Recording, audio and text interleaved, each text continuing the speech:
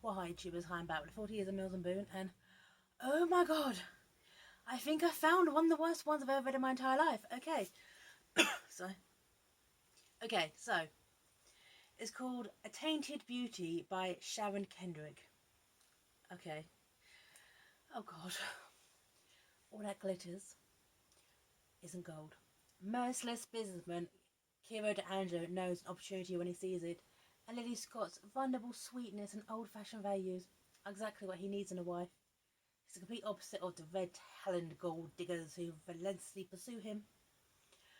But on their wedding night, Cyro realizes that Lily isn't quite the pure bride he expected. Does her virtuous facade hide a fortune hunter as shameless as the rest? Sees her marriage is over before it's even begun. Yet when you're a D'Angelo wife, there is no turning back. Oh my god.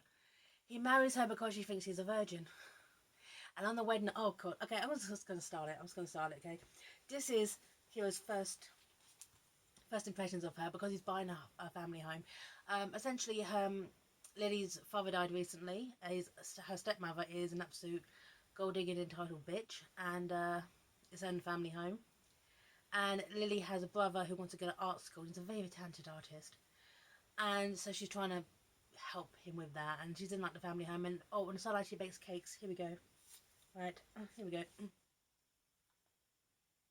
Gilman selling his house was middle-aged, he found, as he raked his brains to remember the vendor's name, Scott, that's it, Susie Scott, or age-inappropriate clothes and too much makeup, and a way looking at men which only described as hungry. He found, was this domestic goddess old enough to be her daughter, he wondered, as she tried to work out how old she actually was. 22? 21? With skin so clear and soft it was hard to tell, and yet, if she was the daughter of the house, surely she would know it's about to pass into ownership of someone else, his ownership to be precise, because she's baking cakes in the kitchen, and she's so sweet and humble, and she's wearing like, and she's just so pure and innocent. He thinks, even though, okay, spoiler told here, Lily was previously engaged to a guy who broke it off. She only had one love in the past, but of course, she finds out that her family home's being sold to him, of course, Ciro D'Angelo, and it's a little bit okay with Susie. Susie who also stole her mother's pearls. Susie's smile become tired. You're very welcome to stay over at my London house sometimes. You are, but you know how cramped it is. Yes, Lady, no, but I thought some fears were not for herself, but for her brother, her darling brother, who'd always been through so much in the past years, say in the 16 years. Don't think I can possibly live at the place in London, she said, trying to imagine the gangly teenager, loose in all the ghastly, spindly antiques which Susie loved to keep in her metropolitan home. Certainly isn't with him in his enormous shoes lifting up my sweet little muse, that's for sure.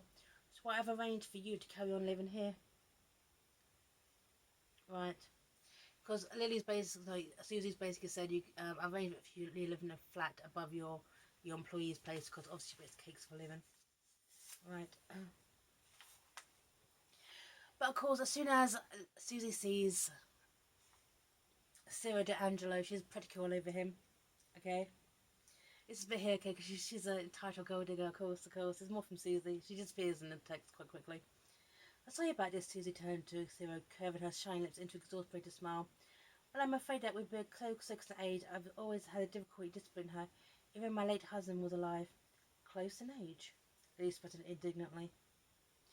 Lily saw that Lily's face was ashen, overcome by a mix of protectiveness and fury. He turned to the older woman.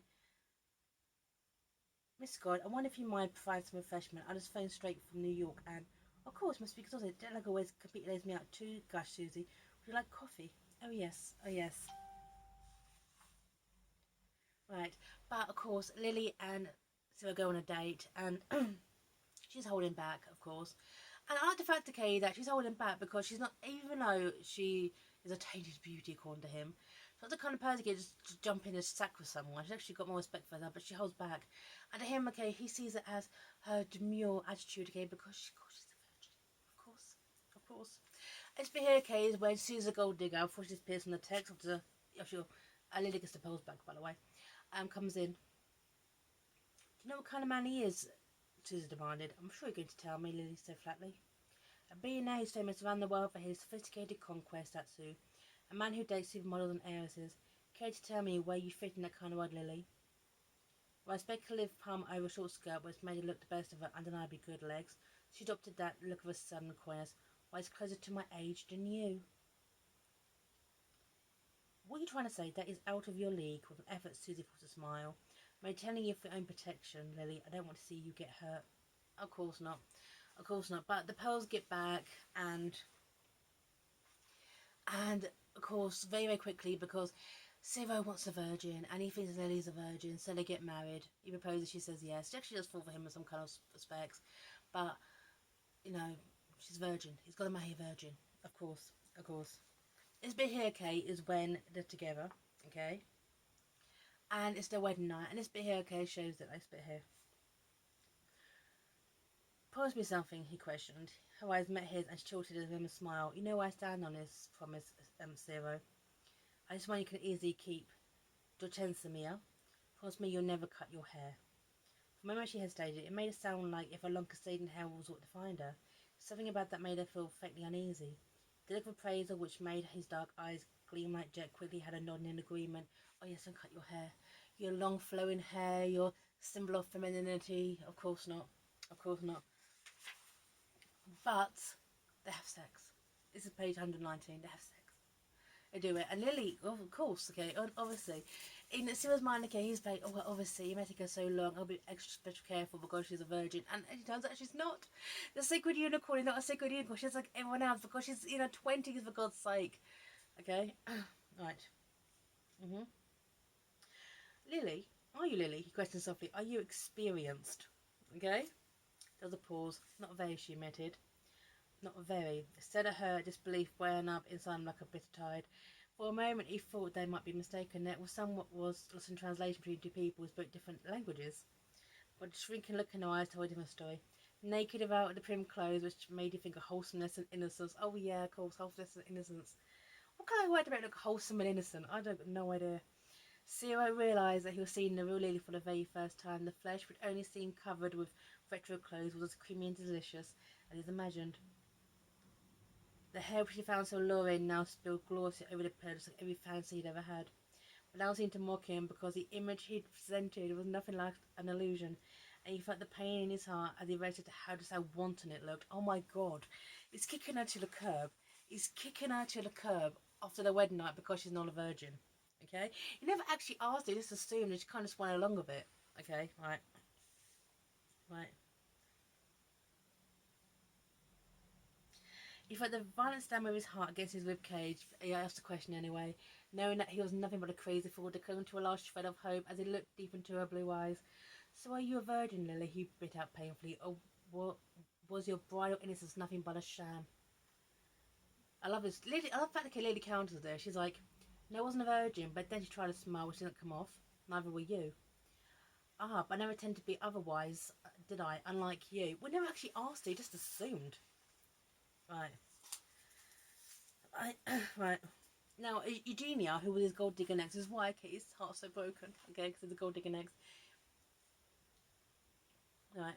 I like the fact, okay, this is when, okay, he's thinking about his ex, who basically was a gold digging cow. But get this, okay, get this. Eugenia had made it clear that she would overlook anything as long as she was adequately rewarded. Believed she'd been honest about her motives. She had pretended to be sweet, innocent, acting as if butter wouldn't melt in a delicious mouth of hers. Clearly buying into his ultimate fantasy of marrying a woman who was a virgin. Oh my God. Woman who was a virgin. Oh yeah, yeah, yes. He's so upset that she isn't a virgin. He just takes it out on her. It's her fault. How dare a woman have sex in her mid-20s, well, actually early 20s? How dare someone on conference? Okay. How could you be blamed, okay, for not being a virgin? It's oh God. Okay, but this bit here. This bit here. Over here. It's just when he's such a prick. There's still such a prick. He sees it as something for he's got to. Oh my God. He turned away, sick with disgust and sick with jealousy. Her refusal to answer told him everything he needed to know, because he wanted her to blurt out that he'd never known pleasure before him.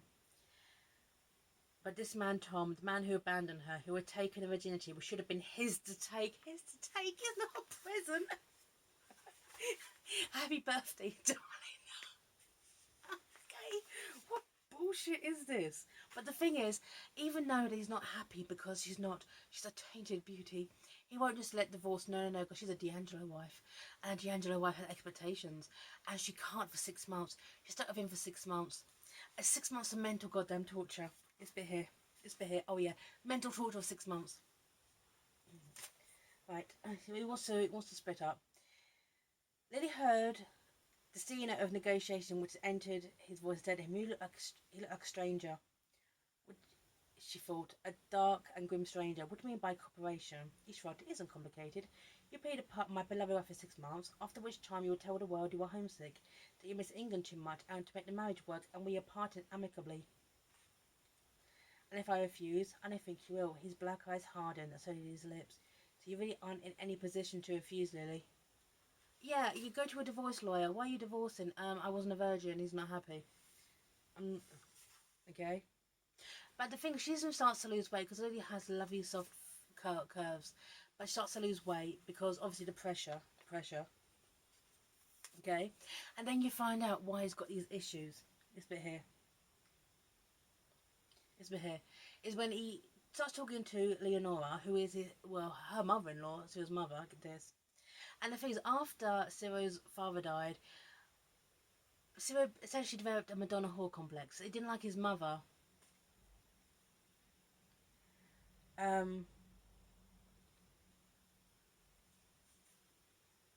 Mother got boyfriends after her father died and he wasn't happy about it.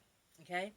Cyro was fierce and then he hated it. He hated the men. He wanted mum to live like a nun and I wanted to live like a woman. It made us grow apart. I drove a wedge between us. That is something I bitterly regret. And nothing I must have said or done has softened his stance towards me because he has refused to even discuss it. Yes. So he has a Madonna whore complex because after his father died, his mother got boyfriends and lived and moved on and got happy. And he couldn't stand it. So it got into his head he had to marry a perfect virgin because he's got mummy issues, but he still wants to have a full prick. Okay? And she goes to him and says, I understand your issues, okay? Not you're just a dick, okay? Not that you're just a dick. You're not just a dick, see, okay? How you treated me the last 6 months, I was fake because of you. Instead, demand of retribution, I'm going to free you from me. Even though I love you, Cyro, for some weird, stupid ass reason. Get this. Right. She pulled away from him, her breath coming short and fast from her throat. I've cut my hair, she declared. It's something I said I wouldn't do, but now I have. I've broken my promise and it's symbolic and final. I'm feeling you from my marriage, Cyro, and I'm feeling myself too. I need to go home. But they find out, okay, he finds out that he's taken the money from her. No, but she moves back to the family home, fine. Actually, no, it does move back to the family home. Moves back to that little flat, okay? Sells the mother's pearl, but she managed to get back from the gold digging stepmom, okay? And he realises that she was good all along. So he goes to find her. And they get back together and live happily ever after, of course. And he realises he made a mistake and he's a judgmental prick who has this weird kind of Madonna whore complex going on. And this bit here, okay? And this is a while. It's like a couple of years later, okay? And Johnny's got to our school, got wonderful results, and he's very, very happy. Find the rest of him running the wrist under the cold tap. Lily stared at herself in the mirror, thinking how much she had changed, and how women's lives were often affected in their hairstyles. For the first few years of her marriage, she had kept the style really short, and Cyro as insisted he liked it, and she believed him. The declaration meant a lot to her for all kind of reasons. And she was no longer an insecure woman who once believed and he fancied her when she had cascading hair. But yeah. So they get back together after she cuts her hair because he realises that she was good all along. You know, she was a tainted beauty. What an insufferable prick to blame a woman for not being a virgin. Oh, they've all got these sacred unicorns, but you know, in their mid-20s virgins and this thing. They're basically just slut-shaming a woman for having one sexual partner before him, who she actually was going to get married to. Oh, what a prick. So Tainted Beauty by Sharon Kendrick. Didn't like, didn't enjoy, not recommended. I'm signing off here. 40 years of Mills and Boone. And bye now.